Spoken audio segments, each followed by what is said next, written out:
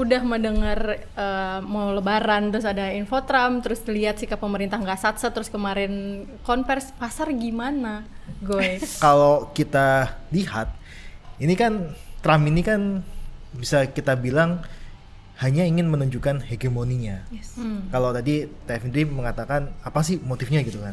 Motifnya adalah hegemoni untuk mengembalikan kejayaan Amerika. Cara ngitungnya Trump itu gimana sih sampai muncul akhirnya kalau Indonesia 64%? Ya. Kalau kata Sri Mulyani nggak ada ilmu ekonominya kebijakan Trump ini. Ya kan dengar kemarin kan. Terbukti di kemarin itu ketika dibuka di hari Selasa ya, setelah libur panjang Lebaran itu kita penurunannya mencapai 9,2%. Ini tuh level terendah, bahkan ketika pandemi pun ini juga hitnya segitu ya.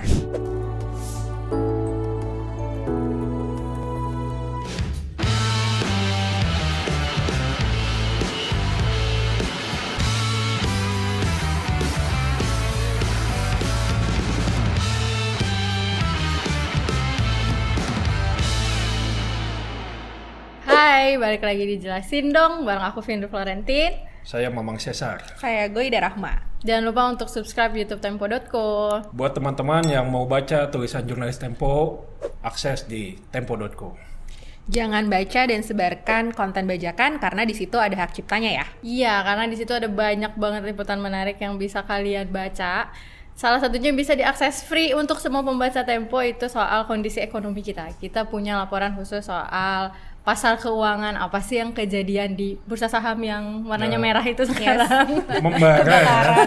Kebakaran. Nggak cuma membara. Ada juga soal laporan kurs kita, nilai tukarnya seperti apa, pergerakan harga emas seperti apa, lengkap bisa dicek di tempo.co, juga bisa dicek di Instagramnya Jelasin Dong.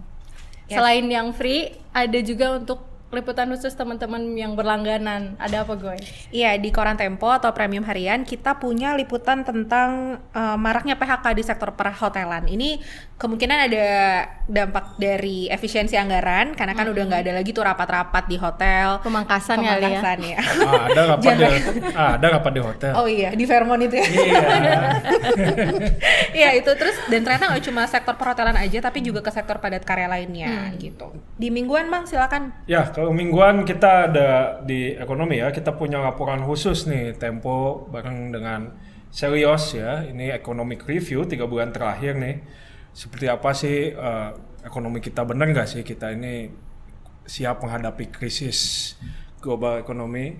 Nah, ini bisa disimak di tulisan Premium mingguan. Selain itu ada juga untuk rubrik politik nih, menarik nih soal gagapnya komunikasi pemerintah. Nah, kalau teman-teman ngikutin kan, Presiden Prabowo beberapa hari ini udah ngomong tuh bahwa ada hal yang harus diperbaiki dari komunikasi pemerintah. Nah, gimana masalah yang ada di komunikasi pemerintah ini? Nah, ini bakal kita ulas banyak nih di rubrik nasional. Jadi, karena ini menarik, jangan lupa berlangganan dan baca tulisannya di Tempo. Tapi yang menarik bukan cuma itu. Hari ini nih yang jadi topik bahasan kita ini menurut gue menarik banget. Makanya sekarang kita ngundang tamu spesial. Ada Mas Nailul Huda dari Serios. Selamat datang kembali, Mas. Ya, Udah makasih. repeat order nih sama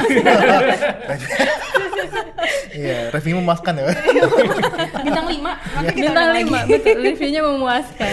Sama Mas Huda ini kita mau minta dibantu jelasin soal perang dagang. Jadi kemarin dunia heboh, bukan cuma kita yang heboh, dunia heboh karena Presiden Amerika Serikat Donald Trump ngasih pengumuman kalau dia mau ngasih tarif impor buat semua mitra dagangnya yang menurut dia ngasih tarif impor gede buat produk-produknya Amerika Serikat. Jadi klaimnya dia, kok barang gue dikenain tarif mahal. Indonesia misalnya itu dibilang katanya ngasih tarif impor sampai 64%. 64% tinggi banget. Ini harus dicek nanti. Bener nggak ya sebesar itu?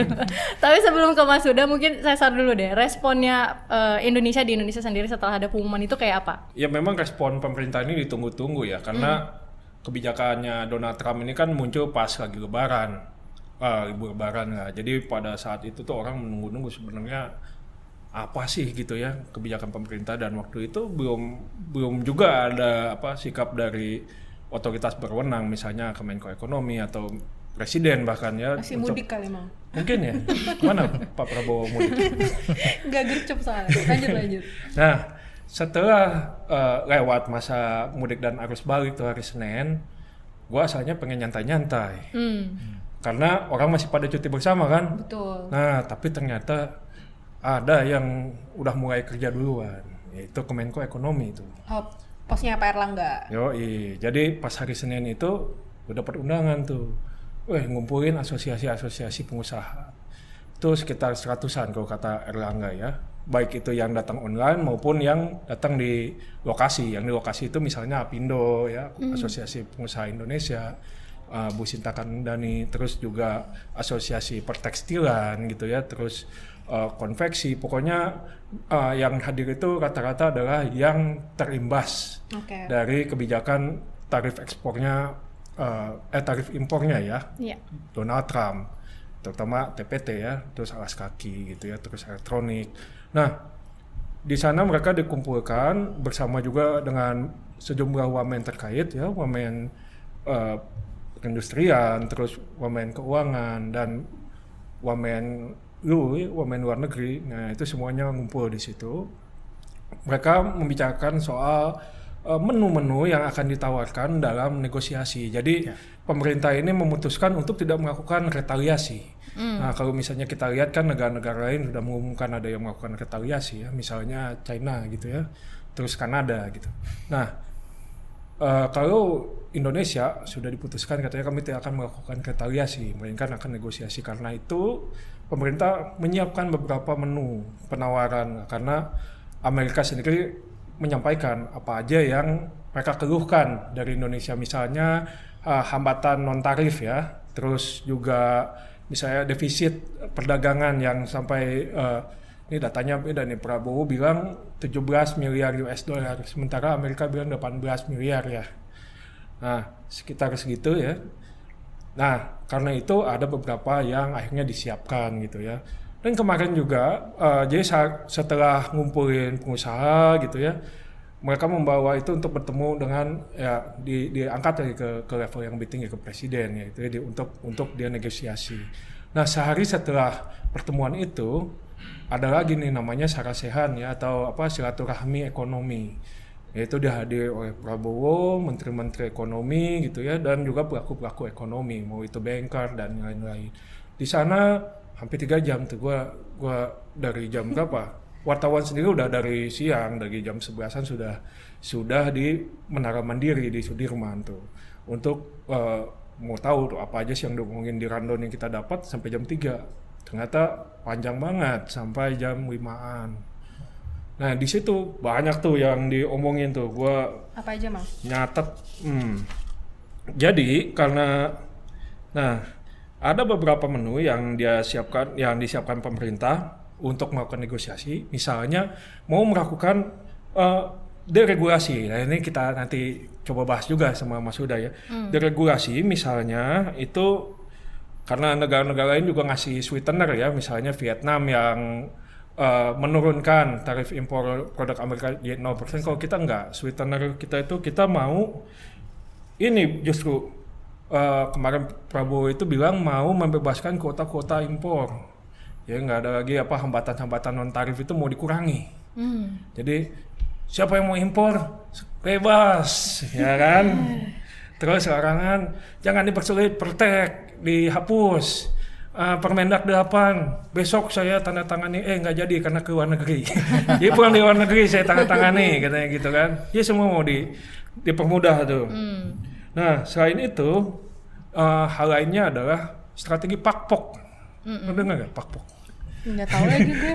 Pok gue tau. Pakpok apa tuh? Intinya apa ya, plus kali ya. Jadi karena ada defisit sekitar 17 miliar. Nah, Prabowo dan menteri-menterinya nih pengen 17 M itu diganti dengan impor. Jadi mau disamain, jadi imbang gitu, ekspor dan impornya itu. Defisitnya mau ditutup. Artinya ada beberapa komoditas yang mau ditambah impornya. Misalnya gandum. Terus kita juga masih impor kapas ya, itu mau dinaikin tuh. Dan juga migas tentu dari Amerika. Konsekuensinya ya harus ada impor dari negara lain yang dikurangin untuk bisa nambah dari sini. Jadi permintaan Amerika itu kurang lebih mau akomodasi lah gitu ya, supaya Amerika mau nurunin tarifnya gitu. Ini Itu sih. udah mendengar mau lebaran terus ada info Trump, terus lihat sikap pemerintah nggak satset, terus kemarin konvers pasar gimana gue. Iya, ini tuh sebenarnya udah gonjang-ganjing ya, kayak semua orang tuh banyak yang bilang tolong diperpanjang aja libur lebarannya karena banyak yang nggak kuat ya ngelihat portofolio masing-masing, karena di beberapa negara yang pasarnya tentunya nggak lebaran ya, itu mereka udah langsung tuh anjlok sekian belas persen, bahkan ada yang puluhan persen.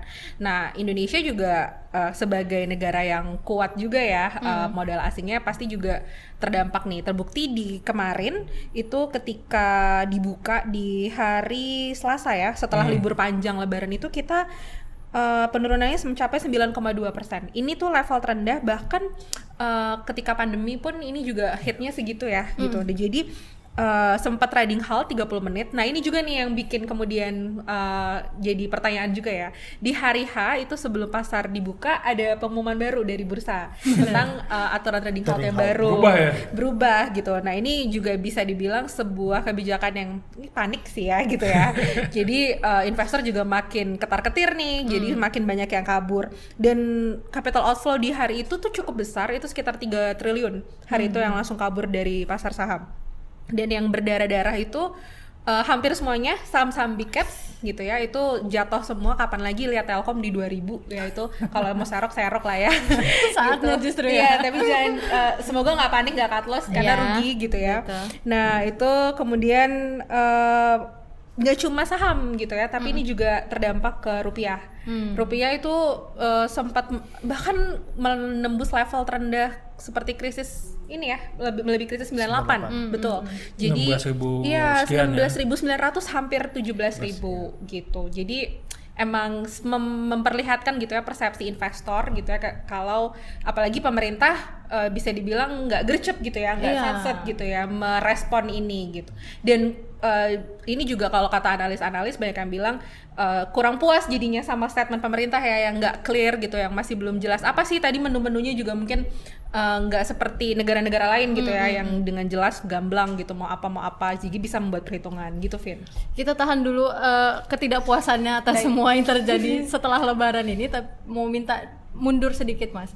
Sebenarnya apa yang terjadi sih di balik kekacauan ini? Kenapa sih Trump misalnya mau ngasih balasan ke negara lain? Apa di balik perang dagang ini? Kenapa dia akhirnya muncul? Kalau kita lihat jadi untuk Trump ini ketika mengumumkan ada satu diksi yang selalu digunakan, security. Ya, keamanan industri di Amerika ini kan juga sedang gejolak gitu kan. Pengangguran juga cukup tinggi. Makanya kemarin ketika Trump mengumumkan ini juga banyak yang nggak suka sebenarnya. Masyarakat tuh nggak suka juga gitu kan. Di US juga nggak suka ya. US juga nggak suka. Karena apa? Karena otomatis dengan adanya tarif ini akan meningkatkan harga barang yang harus dibayarkan warga Amerika itu sendiri. Inflasi akan tinggi. Ketika inflasi tinggi, pengangguran juga akan mengikuti sebenarnya.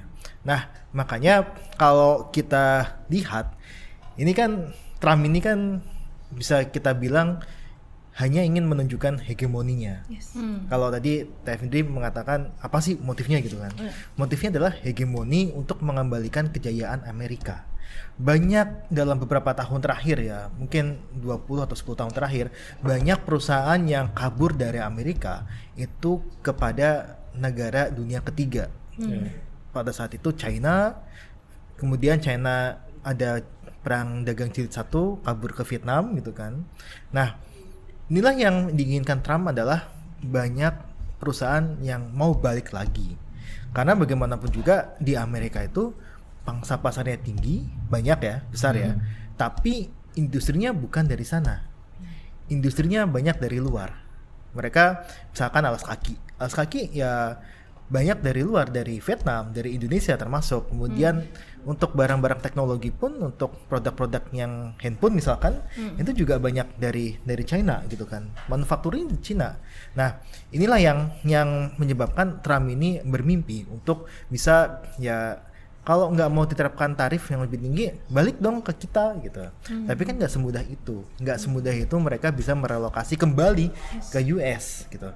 Nah, inilah yang saya sebutkan di Amerika juga tidak suka dengan kebijakan ini. Bahkan kalau kita dengar infonya, ada salah satu senator yang sudah membicarakan impeachment ke Trump juga gitu. Itu udah bukan ke kita. Udah 3 kali kok nggak salah kalau dia itu. Iya, dia di samping mau 3 periode gitu kan, dia ternyata di impeach juga, mau ada potensi di impeach gitu kan. Kenapa kita tidak ya kemarin ya? Ya, nah artinya adalah ini memang kebijakan yang bisa backfire terhadap Amerika itu sendiri.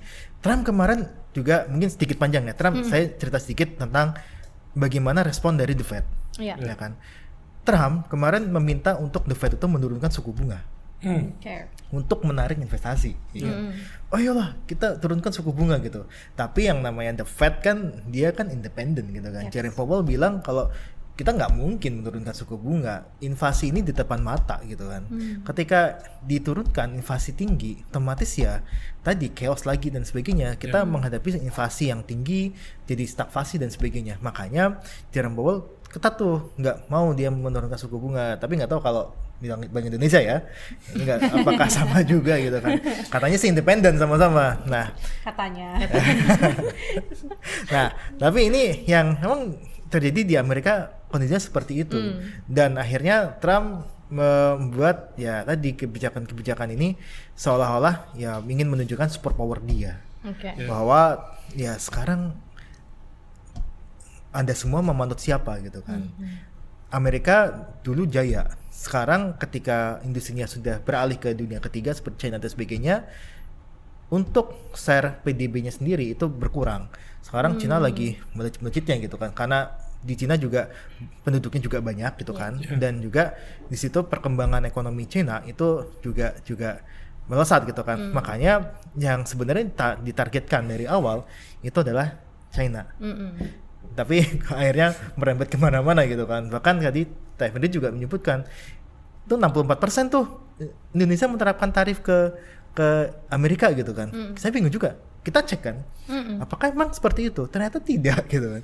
Ternyata adalah kita paling tinggi itu alkohol kalau salah. Itu memang paling tinggi karena kita kan juga punya kebijakannya terkait alkohol ya. Yang rata-rata tuh 3%, 2% gitu kan. Nah, itu paling tinggi itu alkohol. Kita cek 64% dari mana gitu kan. Ternyata adalah 64% itu adalah defisit.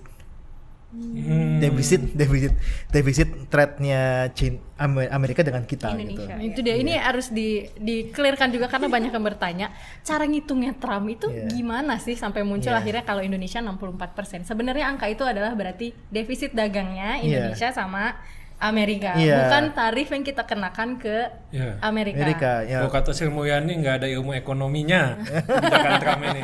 Ya kan dengar kemarin kan. Nggak ada ilmu ekonomi karena ya setuju sama Bu Ani kan kalau dia sampaikan dengan menaikkan tarif gitu kan, inflasi di sana tinggi, ilmu ekonomi itu kan bisa dibilang harusnya kan runut ya.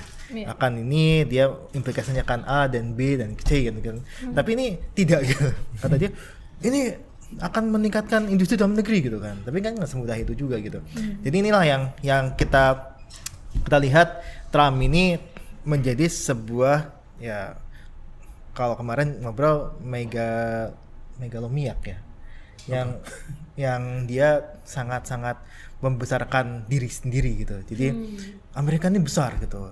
You harus nurut sama kita. Makanya ketika banyak di doorstop, dia bilang banyak negara yang sudah mau bernegosiasi dengan Amerika. Betul. Indonesia salah satunya kan? Iya, padahal Xi Jinping itu enggak kan. Xi Jinping mau menetapkan 34%, kasih 34%. Dinaikin lagi gitu kan. Terus Xi Jinping bilang, Cina bilang nggak akan mau ekspor rare earth ke Amerika gitu kan. Itu ya akhirnya retaliasi itu akan seperti itu, dan itu sebenarnya tidak baik bagi perekonomian global kalau saya pribadi ya. Iya. Ini mereka gontok-gontokan sementara Indonesia bilangnya mau negosiasi lah, kita mau pakai cara ala Indonesia ya. Ngobrol gaya timur. Tapi sebenarnya posisinya Indonesia dan Amerika dari sisi dagang itu seperti apa? Apakah kita punya ruang untuk tadi negosiasi mengurangi tarif yang mereka kenakan? Ya. Sebenarnya gini, kita mengacu kepada ya porsi ekspor Amerika itu kan 10%. Which is itu ya paling tinggi tetap ke China gitu kan. Tapi memang untuk surplus trade atau surplus perdagangan Amerika tuh paling tinggi, sekitar tadi 18% kalau klaimnya Amerika. Kalau di Indonesia kalau kita hitung tuh sekitar 16 sampai 17%. 16 sampai 17 miliar dolar. Oke. Nah, itu memang cukup tinggi dan kita masih mengalami surplus trade yang cukup besar. Nah, ini yang kita khawatirkan ketika kita bernegosiasi, tapi dengan cara kita tadi Mas Cesar juga menyebutkan mau impor yang sebesar-besarnya dari Amerika gitu kan. Yang jelas ini akan satu, pertama dampaknya adalah kita tidak bakal memiliki harga yang kompetitif. Amerika kalau kayak gitu ya udah saya menawarkan angka yang besar saja gitu kan, angka yang lebih tinggi misalkan migas. Ya kita bisa dapatkan murah dari Rusia misalkan, tapi dari Amerika karena bilang ya udah kita mau impor migas dari Amerika deh gitu kan, dinaikin harganya. Karena ini udah bisa kita bilang bukan pasar bebas lagi gitu kan. Nah begitu juga dengan gandum kita sebenarnya sudah gede gitu kan, tapi kita juga ada impor dari Ukraina kan. Nah mau dinaikkan gitu. Terus ini juga terkait dengan kapasitas industri dalam negerinya, terkait dengan kapas misalkan tekstil gitu kan. Tekstil kita kan banyak yang out juga kan, lari ke Vietnam kan. Nah ketika mau dinaikin impornya dari US, bagaimana sisi permintaannya? Nah inilah yang sebenarnya harus dibahas ketika kita bicara mengenai pakpok gitu. Ya karena pakpok itu dikatakan ya untuk mengurangi defisit trade-nya Amerika, kita harus mengimpor lebih banyak gitu kan. Kamboja itu sudah mengatakan akan mengimpor pesawat gitu. Ya. Untuk mengurangi defisit itu Ya mengurangi defisit gitu. Kalau Amerika tuh Boeing ya. Boeing. Ya, Boeing itu akan diimpor gitu kan. Nah, apakah kita akan melakukan hal yang serupa? Tentu harus disesuaikan dengan permintaan pasar dalam negeri, kemudian juga harus disesuaikan juga dengan ini kan kalau kita menyangkut migas kan artinya yang mengimpor kan Pertamina ya. Yeah. Nah, Pertamina seperti apa gitu kan, jangan sampai impornya Pertalite gitu kan jualnya Pertamax lagi gitu kan. Nah, ini yang harus diselesaikan terlebih dahulu ketika mau strategi pakpok itu. Kemudian kita juga sorot nih sebenarnya mengenai kemarin Pak Prabowo sempat menyampaikan TKDN. Iya, itu juga hot issue. Iya, TKDN itu seperti ini. TKDN ini kan non tarif barriers. Ini untuk melindungi industri dalam negeri kita. Betul. Dan TKDN ini sudah berjalan cukup lama. Betul. Dan dari TKDN ini kita bisa memiliki pabrik-pabrik handphone yang cukup besar di global, itu membuka pabrik di dalam negeri. Nah, handphone yang dari Korea, kemudian dari China, itu juga membuka pabrik manufaktur dari kita. Nah, TKDN ketika dilakukan relaksasi, sebenarnya sudah ada relaksasi yang sudah dilakukan. Dengan cara apa? Dengan cara memasukkan unsur-unsur selain manufacturing ke dalam perhitungan TKDN. Itu sebagai relaksasi sebenarnya, bahwa tidak semua nggak usah pabrik handphone dari Amerika membuka pabrik lah, cukup membuka akademi saja di sini. Itu sudah jadi termasuknya nih. Nah, seringan itu sebenarnya. Iya, seringan itu. Tapi masalahnya adalah ya ketika direlaksasi dan sebagainya, yang kita takutkan adalah ini timbul ketidakadilan bagi perusahaan yang sudah di sini gitu. Hyundai contohnya. Soalnya gue pernah nulis soal ini. Oh ya. Mereka udah sempat marah juga ya, karena kan beberapa kali dari Korean Industry Chamber itu bilang kalau ketika case ada, kalau ingat mobil listrik sebelum BYD itu masuk, mereka kan hanya tinggal impor CPU di sini ya. Nah, kalau Hyundai kan mereka bangun dari pabrik baterainya gitu. Nah, ini sempat memicu kekecewaan sih gitu. Dan itu ternyata menular juga di Koreanya gitu ya, di pengusaha investor-investor perusahaan-perusahaan asal Korea jadi wait and see ketika mau masuk ke Indonesia gitu. Karena mereka bertanya balik Mas gitu, kayak pemerintah Indonesia ini konsisten gak sih gitu. Ntar kita udah invest segitu gede loh, dan Hyundai itu termasuk gede investnya di Indo ya. Dan ternyata yang dibalas gitu ya, susu dibalas air tuba ya. Sedikit lanjut nyambung soal yang gue ada tadi ya, berarti kan ada efek ke investment kita, target investasi kita tuh banyak banget loh. Kalau misalnya ternyata orang wait and see melihat nggak jelas nih aturan di Indonesia, nggak ada kepastian, nggak ada keadilan dengan keputusan itu, apa efeknya mungkin bisa di-share? Ya, Jadi ini kalau kita runut ya, Iya. bahwa TKDN ini kan memang sudah mendatangkan banyak manfaat lah. Kita bilang pabrik-pabrik yang dari Korea, misalkan tadi Mbak Koide juga menyebutkan Hyundai gitu kan, terus juga Samsung juga sama gitu kan. Beberapa untuk yang device teknologi juga serupa gitu. Mereka melihat pangsa pasar Indonesia besar, terus kemudian ingin masuk ke dalam negeri dan mau membangun pabrik gitu kan. Tapi dengan relaksasi TKDN gitu kan, ini dikhawatirkan ya lagi-lagi kita bilang ngapain kita capek-capek bangun pabrik gitu kan di dalam negeri untuk memenuhi TKDN. Kita cukup jadi pedagang saja. Kita taruh satu di Indonesia menjadi importir gitu kan, terus kemudian ya udah bebas saja untuk masuk gitu kan. Sama persis seperti mobil CBU yang dia listrik gitu kan. Betul. Tadi kalau nyangkut Hyundai dari CBU listrik ini sangat meresahkan sekali gitu kan. Udah boleh masuk, ditambah insentif pula gitu kan. Jadi kayak semacam ini menyebabkan ya kalau bisa kita bilang ketidakadilan bagi perusahaan yang sudah mengeluarkan uang yang cukup besar untuk investasi di dalam negeri.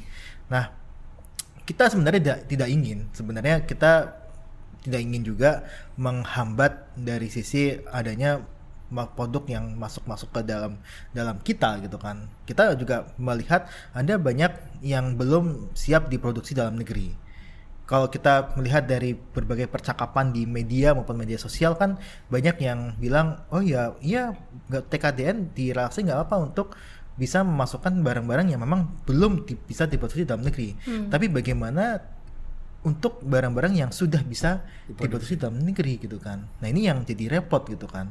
Nah makanya kalau saya bilang kita harus pintar-pintar untuk memberikan relaksasi TKDN ini. Jangan sampai TKDN itu dihapuskan gitu kan. Relaksasi oke lah, relaksasi mengenai tidak perlu untuk manufacturing gitu. Yeah. Itu kan juga relaksasi sebenarnya. Mau ditambah apa lagi misalkan TKDN-nya 20% itu ya ini nggak masalah, tapi jangan sampai TKDN ini hanya dihapuskan seluruhan kan. Yang kita khawatirkan adalah kita tidak ingin negara Indonesia ini menjadi negara pedagang. Kita mengandalkan perdagangan, kita mengimpor, kita dagang ke masyarakat kita, tapi kita tidak bisa memproduksi dalam negeri. Karena dari produksi itu bisa menimbulkan multiplier effect yang cukup besar.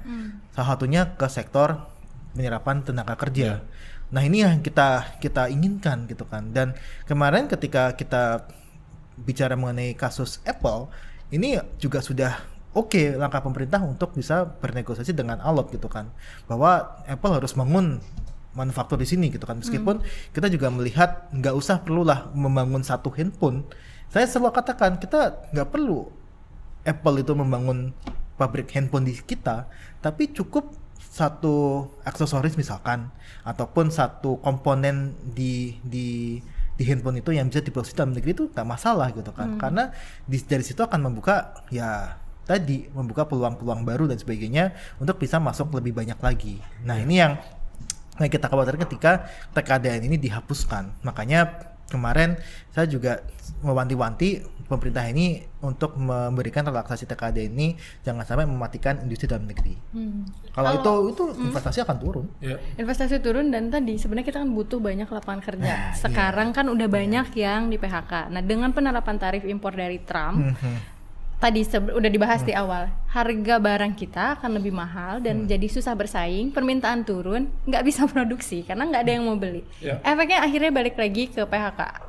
Selain itu, efek apa sih yang kita akan alami ketika Trump menerapkan tarif impor sebesar 32% ini? Ya, kita udah menghitung nih Teh sebenarnya. Kita sudah menghitung dampaknya seberapa besar sih terhadap pengurangan tenaga kerja gitu kan. Tadi sebutkan di Amerika harganya akan tinggi, permintaan akan berkurang. Makanya kemarin kan sempat Pak JK kan menyampaikan efeknya 10%. Tapi jangan lupa 10% itu juga akan jadi pengurangan barang yang diminta sama masyarakat Amerika. Barang-barang yang kita ekspor ke sana itu akan mengalami penurunan. Nah, ketika mengalami penurunan dan kondisi dalam negeri kita juga masih jelek, daya beli dan sebagainya, yang kita khawatirkan adalah ada pengurangan produksi. Nah, ketika pengurangan produksi, otomatis perusahaan akan mengambil langkah yang cukup gampang, yaitu dengan melakukan PHK. Nah, kita hitung berapa sih dampaknya. Data cukup mengerikan. Kalau kita hitung itu ada 1,2 juta tenaga kerja yang dia berpotensi ter-PHK akibat adanya tarif dari Donald Trump ini. Dan sekitar 191.000 itu ditimbulkan dari subsektor tekstil dan produk tekstil seperti pakaian, alas kaki dan sebagainya. Itu banyak berpotensi terkena PHK.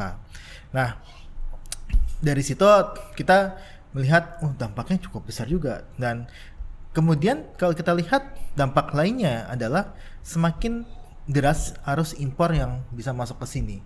Apalagi tadi TKDN mau dihilangkan, direlaksasi, kemudian kuota impor saya setuju karena kuota impor itu ajang bagi-bagi kuota sebenarnya. Dan diganti dengan tarif itu lebih make sense. Nah, ini yang bisa saya bayangkan ketika produk Cina itu ditolak di Amerika, itu larinya kemana? Seperti mobil-mobil listrik misalkan ditolak di Amerika karena 100% gitu kan, larinya kemana? Ke Indonesia. Nah, Indonesia akan dibanjiri produk-produk murah dari China. Dan kalau saya pribadi sebenarnya sebagai konsumen mungkin kita senang. Barang-barang Cina nih murah nih gitu kan, kita bisa belanja lebih banyak. Tapi satu sisi ini akan mematikan industri dalam negeri. Nah, makanya dampak seperti ini yang memang harus dipikirkan oleh pemerintah ketika meloskan impor ini dengan alasan kita mau negosiasi dengan Amerika. Nah, kemudian juga tadi terkait dengan rupiah. Ketika rupiah kita melemah gitu kan, memang kalau dari sisi Cina gitu kan, memang meloloskan untuk nilai tukar yuan terhadap USD. Alasannya apa? Alasannya harganya akan lebih murah. Harga lebih murah untuk barang-barang di Cina-nya. Sehingga ini bisa dibilang akan ya bukan setara sih, tapi akan mengurangi kenaikan harga yang ke Amerika. Nah, di Indonesia masalahnya adalah ketika mau melakukan hal seperti itu, impor kita kan cukup besar. Ya kan? Sedangkan kalau impor itu membutuhkan dolar.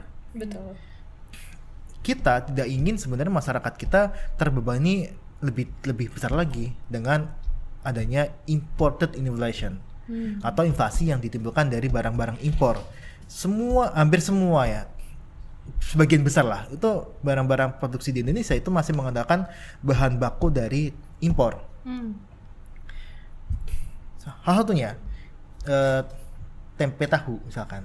Tempe tahu kan masih banyak dari kedelai impor. Ketika harga kedelai itu semakin mahal, maka yang terjadi adalah ya harga yang diterima sama konsumen akan lebih tinggi. Atau kalau enggak volumenya akan dikurangi.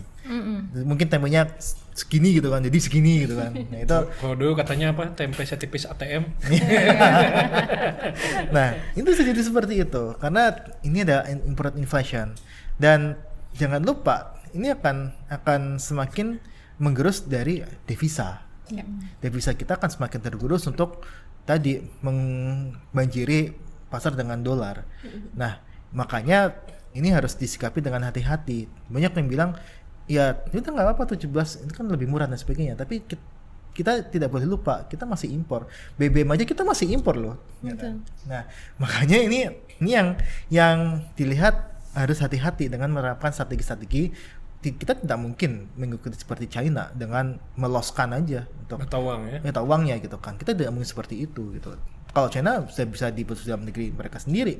Kalau kita nggak bisa. Makanya ini yang kita harus lihat lebih detail bagaimana nanti langkah negosiasinya, apakah memang pakpok itu atau dengan TKDN atau semuanya gitu kan.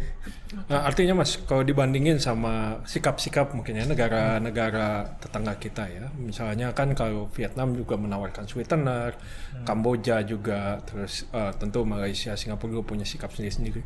Nah, Mas Huda membandingkan sikap pemerintah Indonesia dengan negara-negara lain seperti apa, Mas? Apakah ini kita cenderung soft atau kita masih agak lebih fight dikit gitu? Gimana? Harusnya kita lebih fight ya. Karena kalau kita lihat Vietnam misalkan. Vietnam itu 27% ekspornya itu ke Amerika. Banyak sekali perusahaan Amerika yang dia mendirikan pabrik di Vietnam dan dia diekspor kembali ke Amerika. Nah, artinya ketika dia diberikan tarif cukup tinggi lagi kan.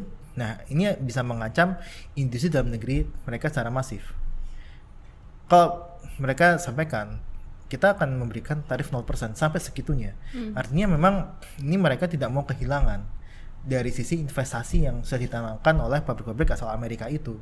Mereka berusaha untuk bukan menarik ya, tapi ya istilahnya Meretain kayak menahan.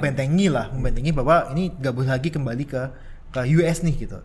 Ya, mereka akhirnya ya bisa kita bilang melakukan satu langkah yang akhirnya sangat soft sekali ke US gitu. Nah, sedangkan Indonesia ini juga kalau kita lihat beberapa komoditas sebenarnya bisa dinegosiasikan dengan baik.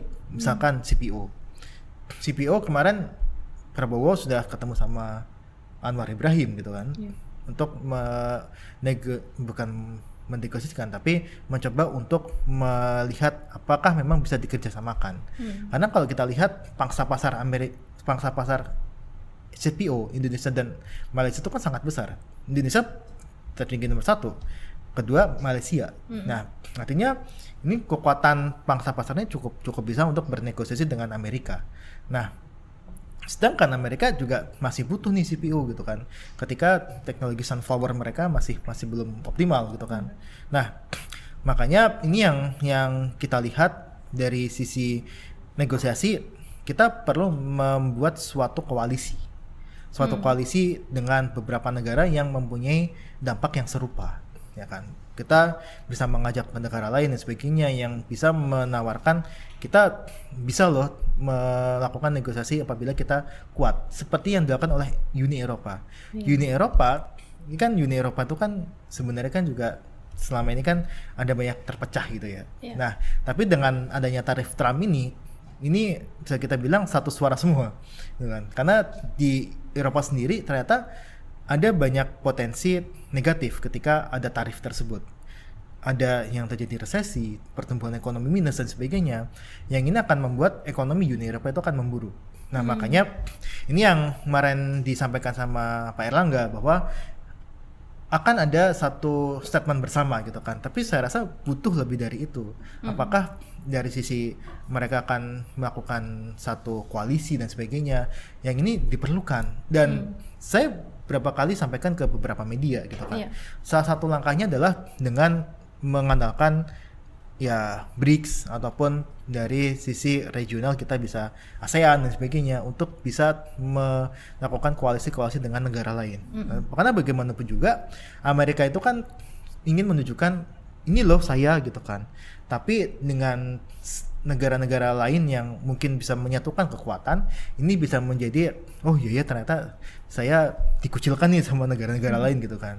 Makanya saya bilang ini bisa dilakukan untuk membentuk koalisi yang cukup kuat gitu kan. Karena kemarin ngobrol sama Prof. Vick gitu kan, itu Amerika ini ingin mengeluarkan ataupun sama Bang Yose CSS itu ingin mengeluarkan new order. Jadi baru nih gitu. Ini hegemoni saya dan sebagainya. Padahal kita tahu sendiri sekarang negara ini sudah terglobalisasi, kita supply chain global ini sangat-sangat membantu ya. Dan saya rasa inilah yang kita sebutkan, harusnya setiap negara dia punya porsi masing-masing. Dan paling kalau saya sampaikan, kita tidak boleh menjadi negara pedagang saja, tapi kita harus juga bisa menguatkan industri dalam negeri kita. Ya kalau tarif Trump itu dikenakan, kita harus juga selain negosiasi harus bisa mengembangkan industri dalam negeri.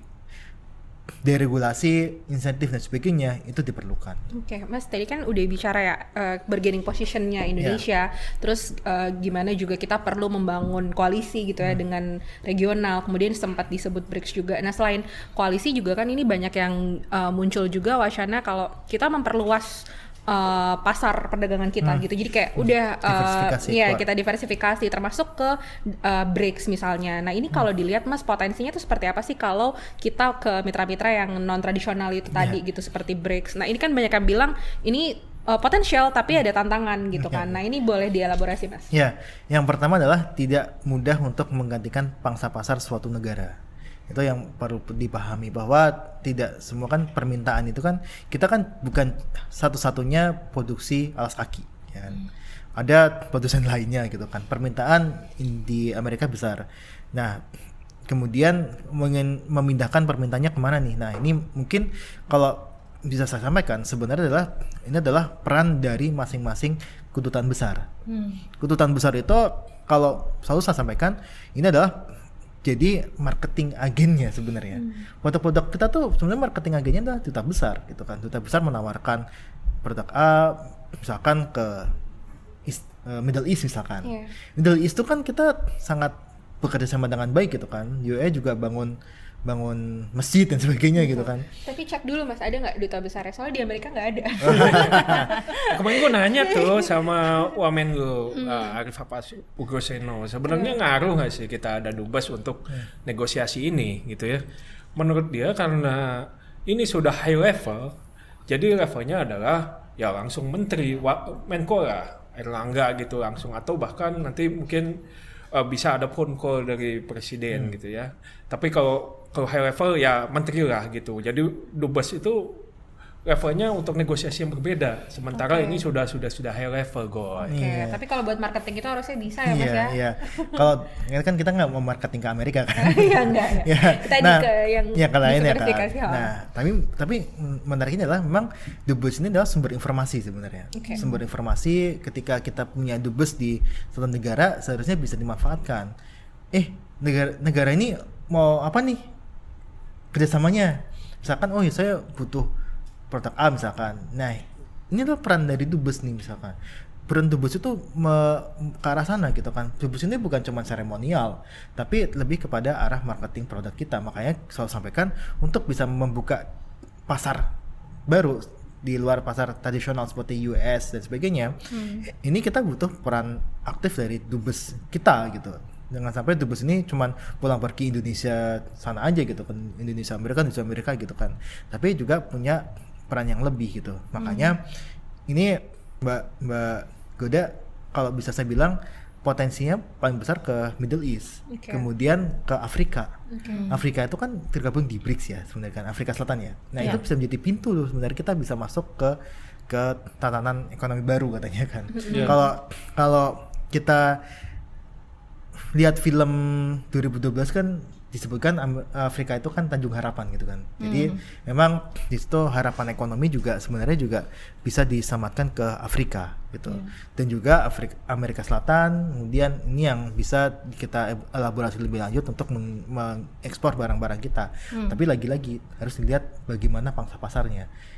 Ya kan. Pangsa pasarnya seperti apa kan. Kita ngirim ke Afrika itu lebih banyak kayak mie instan gitu. Dan itu banyak di situ tuh. Bahkan udah diproduksi di sana Mas. Mie instan Iya, di sana bahkannya. Di Nigeria misalnya itu ada gitu kan. produksi merek Indonesia tuh. Iya, tapi kan kalau kita mau alas kaki misalkan itu ya kita harus negosiasi, wah apa nih Zambia pinginnya apa nih gitu kan. Nah ini yang harus dilakukan. Ya memang kemarin Erlangga juga bilang bahwa Indonesia ini berpeluang untuk membuka market baru nih, terutama ke 83% perdagangan global. Jadi itulah yang jadi harapan mau Erlangga, terus Sri Mulyani juga dan menteri-menteri yang lain juga bilang gitu bahwa dengan kondisi seperti ini mau memang harus buka pasar baru lah. Gitu.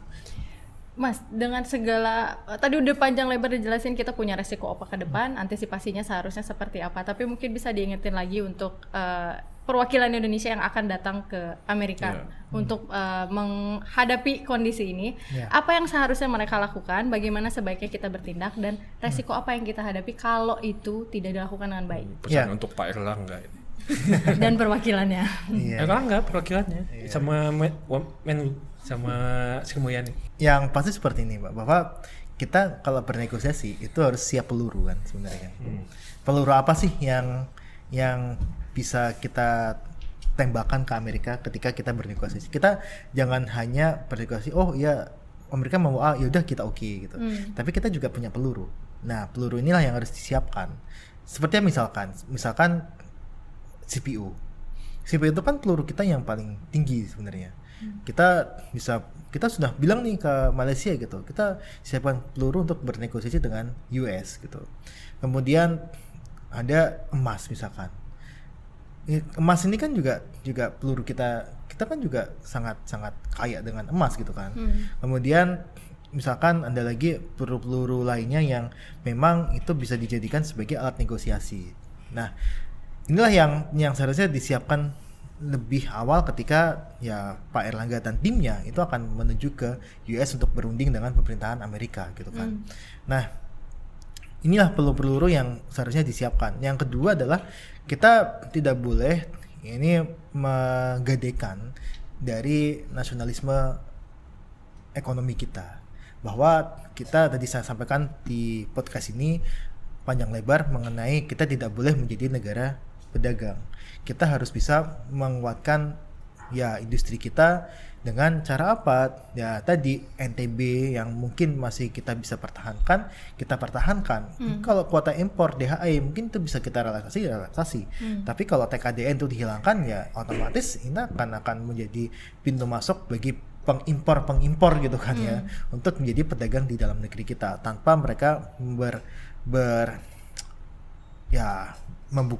membuka manufaktur dan bisa menimbulkan multiplier efek kepada penyerapan tenaga kerja dan sebagainya.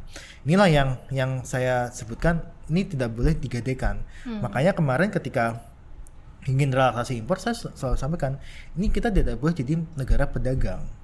Yang kita khawatirkan seperti itu. Ya walaupun Indonesia ya kenapa nggak jadi pedagang gitu kan, ya karena perdagang itu dia menimbulkan multiplier efek, tapi lebih tinggi lagi multiplier efeknya ketika kita bisa membuka industri dalam negeri kita. Kita harus bisa, ya Pak Bos selalu menyampaikan kita harus bisa berdiri di atas kaki sendiri gitu kan. Ketika Trump awal kan gitu kan, kita harus bisa berdiri di kaki sendiri, tapi dengan kita menggadekan TKDN, menggadekan yang lain-lain, ini bisa jadi ya kita akhirnya tidak bisa berdiri di atas kaki sendiri, tapi kita selalu bergantung pada impor barang dan itu tidak baik bagi ekonomi kita. Jadi di atas kakinya siapa berarti? kita tungguin, kita pantau terus hasil negosiasinya, proses negosiasinya dan hasilnya seperti apa, karena biar gimana pun. Nggak tahu ada yang ikut kesana nggak dari mana gitu? media ya? Nah, ngobrol sama presiden aja nggak diundang. Pokoknya tugas kita di sini yang penting kita mantau hasilnya apa, nanti kita beritakan, karena biar gimana pun ini efeknya semua yang pasti kena balik lagi ke rakyat. Yang harus kita perhatikan adalah gimana caranya supaya nggak banyak orang kena PHK. Itu menurut aku itu salah satu yang paling urgent harus kita atasi. Cukup ya, saksikan terus Jelasin Dong di youtube tempo.co. Kalian juga bisa dengerin di Spotify Jelasin Dong. Dah.